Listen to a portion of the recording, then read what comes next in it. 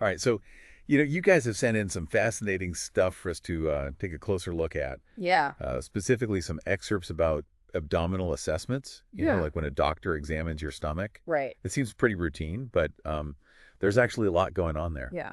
And our goal today is to kind of break that down, figure out how they do it, what they're looking for, Mm-hmm. and what it all means. It's like getting a peek behind the curtain. Yeah, absolutely. I think the materials you've sent in, they give us a great place to start. And I think what we should really be trying to do is understand the reasoning behind each of these steps. Because it's not just a random series of actions, right? Right. It's very systematic, very deliberate. Okay, so let's start with the basics, like the actual anatomy of the abdomen. Right. One thing that came up in the chapter you sent was this idea of solid versus hollow viscera. Can you unpack that for us? Yeah, so basically think of it this way. You have solid organs, right? Like your liver, pancreas, spleen. Those stay pretty much the same shape no matter what. Then you have your hollow organs. Think of your stomach, your gallbladder, your intestines, your bladder. Their shape can change depending on what's inside them. Okay. Like a full bladder is going to look and feel very different from an empty one. Right, right. Okay. So, the doctor is feeling for those consistent shapes Yeah. versus those changeable shapes. So it's almost like they're, you know, thinking of a balloon, filling up with air, like how does that shape change? What's the consistency like? Right. Yeah. That's a good way to think about it. Consistent versus changeable. Yeah. Um, okay. So Hmm. the liver gets a special shout out because it's, front and center in the RUQ, the Hmm. right upper quadrant. Yeah, that's right. I mean, your liver takes up a pretty large portion of that real estate up there in your right upper abdomen. And actually, it's interesting, the chapter mentions that in a normal exam, the lower edge of your liver might be palpable. Like they Oh. can actually feel it. And even the right kidney sometimes. So that's kind of a good baseline to understand, like, what's considered normal, Right. what should be there. Okay, so now we've got a map of like what's where. Um, let's talk about the sequence of the exam because it seems like they do things in a very specific order. Like they listen first, with the stethoscope, auscultation, Mm-hmm. and then they go to percussion, the tapping, and then finally palpation, the feeling. Mm-hmm. Why that order? Why is it so important? Yeah, that's a great question. And here's where it gets really interesting. They do it in that order to avoid messing with the sounds of your digestive system because both percussion, the tapping, and palpation, the feeling, those can actually stimulate your bowels, right? Yeah. Make them more active. And if they did that before listening, you might hear sounds that are just a result of the exam itself, Oh, not, what's normally going on. that makes sense. So by listening first, you get the most accurate picture. It's like so methodical, so careful. Yeah. Now, even before they lay a hand on you, they're going to ask you a lot of questions. Take your history. What kind of things are they going to ask about? Yeah, the history is it's super important. It sets the stage for the whole physical exam. They'll ask about things like food intolerances, Okay. changes in appetite, trouble swallowing, pain, obviously, where is it, what makes it better, what makes it worse. They'll ask about your bowel habits. Okay. Are you regular constipated diarrhea? What medications are you taking? Wow. How much alcohol do you drink? Your stress levels. They really go deep. Yeah, they do. Even family history, have your parents or siblings had any abdominal problems? And of course, your own medical history. Have you had any abdominal surgeries, injuries, anything like that? It's a lot of information. And in the excerpt, it actually gives an example of, what a normal history might sound like. Right. And even when it's normal, it's like a whole paragraph. It is. And it's important to get all that detail, right? Because like that example they give, good appetite, no recent change, no trouble swallowing, no food intolerances, no pain, no nausea or vomiting, Right. denies constipation or diarrhea, all that stuff. Mm-hmm. No history of abdominal disease, injury, or surgery. Urinating normally, no laxatives, no antacids. Wow. So that's a really good picture of like a healthy baseline. And then any deviation from that, that's what they're going to focus on. Okay, so now they have all that background. Right. They move on to the actual physical exam. Yeah. And there are four main parts to that. Yeah. Inspection, auscultation, percussion, and palpation. So let's start with inspection.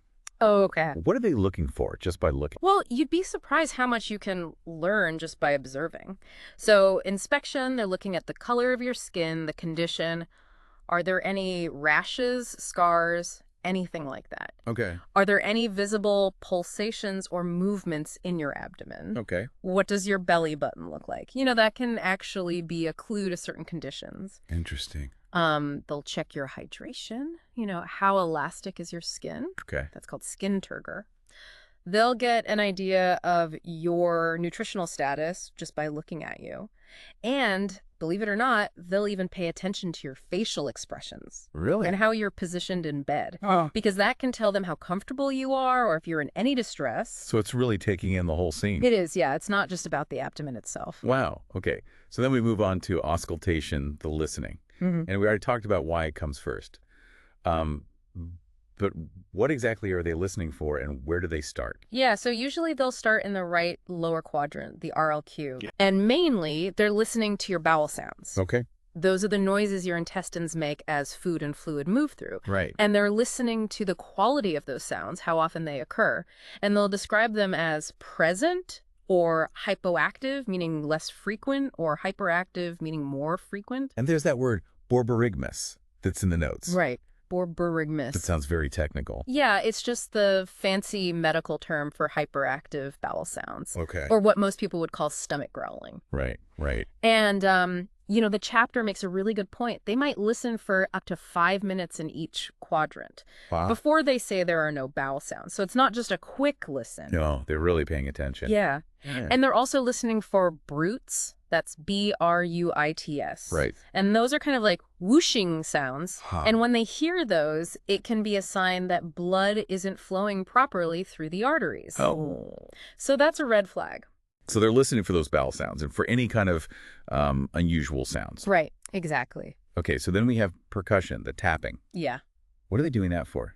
So percussion, that's basically how they figure out the size and density of the organs in your abdomen. Okay. And they can also detect whether there's any fluid or air built up. Okay. Specifically, they mention percussing the liver, to estimate how big it is. Mm-hmm. They'll check for CVA tenderness. That's costovertebral angle tenderness. Okay. Basically, it means pain in your lower back, kind of near your kidneys. Right. And if it hurts when they tap there, that could be a sign of kidney problems, like an infection or blockage. Gotcha. And they might also percuss the bladder to see if it's full or distended. Okay, so the tapping is kind of giving them a picture of what's underneath. Yeah, exactly. Okay, and finally we have palpation, the actual feeling of the abdomen. This is where I guess they can really start to identify specific issues. Yeah, absolutely. So palpation, that's a hands-on way to feel the organs, the tissues, everything inside your abdomen. Mm-hmm. And usually they'll go in a clockwise motion, checking each of the 4 quadrants. Okay. Now, there's a difference between light palpation and deep palpation. Okay.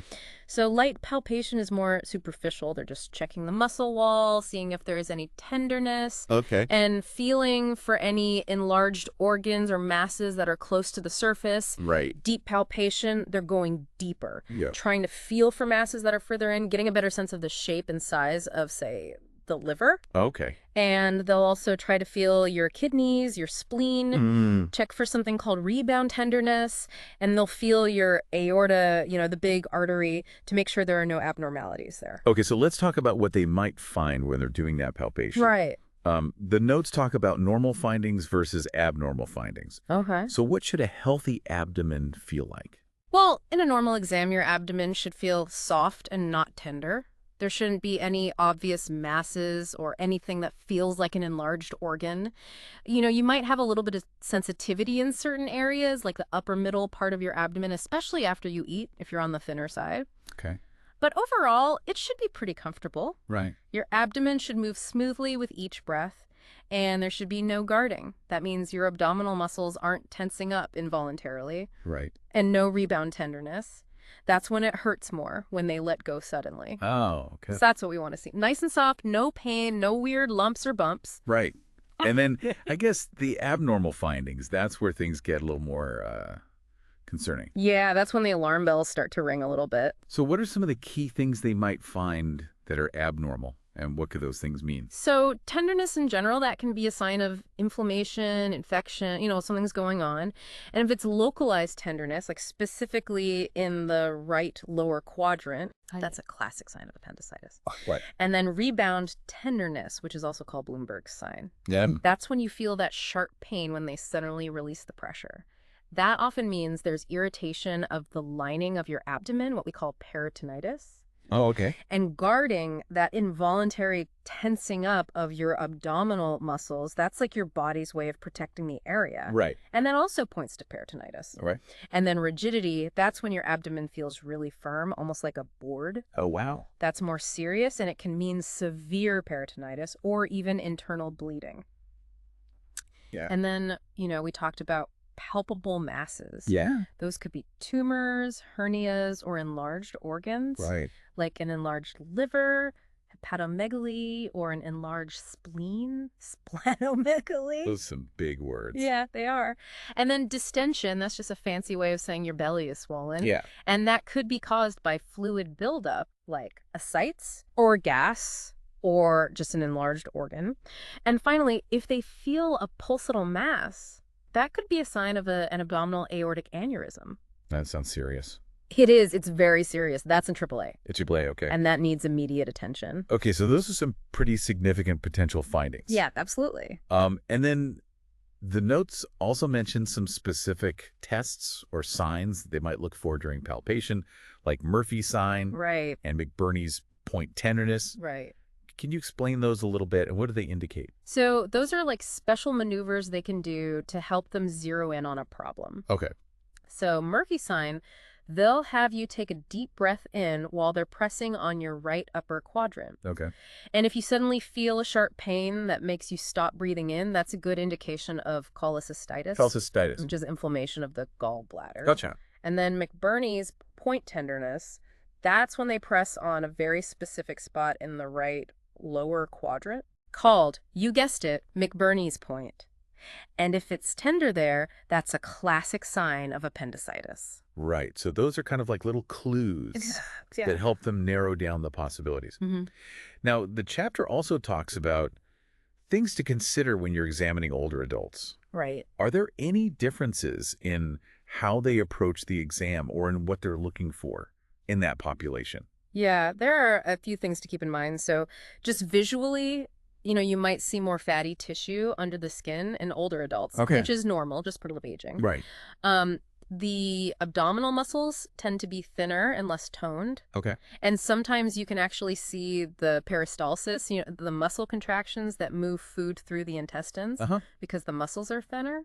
Okay. You might also see some dilated blood vessels kind of randomly scattered, especially in sunlight. Okay. But that's usually not a big deal. And when they're actually feeling the abdomen, are there any differences there? So because the abdominal wall is thinner and softer in older adults, sometimes it's easier to feel the organs. Okay. But here's a really important point. Older people might not report as much pain, even if they have a serious problem. Oh, really? Yeah, it's thought to be due to changes in pain perception as we age. Huh. So, even if they're not complaining of a lot of pain, you still have to be really thorough. Right.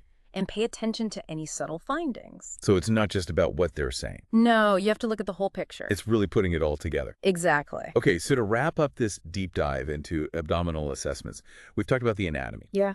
The sequence of the exam, why it's done in that order. Right. The importance of taking a good history. Mm-hmm. And then all those 4 parts. Inspection, auscultation, percussion, and palpation. And what they're looking for, what's normal, what's abnormal, and even some special considerations for older adults. Right. It's amazing how much goes into this, like, seemingly routine part of a checkup. Yeah, it really is. And I think understanding all this gives you a much better appreciation for how doctors evaluate your abdominal health. Absolutely. And it makes me think, if you're experiencing any abdominal symptoms, you really need to be detailed with your doctor. Oh, yeah. Tell them everything, because every little bit of information could be important. Absolutely. It's like a puzzle, and they need all the pieces. That's a great analogy. It really is like putting a puzzle together. Yeah. So to our listeners, don't be shy. Tell your doctor everything. It could make a big difference. It really could. All right. Thanks for joining us for this deep dive. My pleasure. And we'll see you next time. Sounds good. All right. Bye.